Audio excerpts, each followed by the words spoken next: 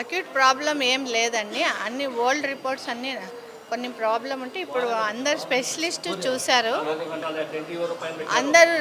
అందరు స్పెషలిస్ట్ చూశారు. Acute problem ఏం లేదు. అందుకే డిశ్చార్జ్ చేశారు. అన్నీ నార్మల్లో ఉన్నాయి, ఏం తేడా లేదు. ఈసీజీలో నార్మల్ ఉంది. ట్రోపోనిన్ టెస్ట్ కూడా నార్మల్ ఉంది. గ్యాస్ ట్రబుల్లో గ్యాస్ట్రైటిస్ ఉంది ఆయనకి.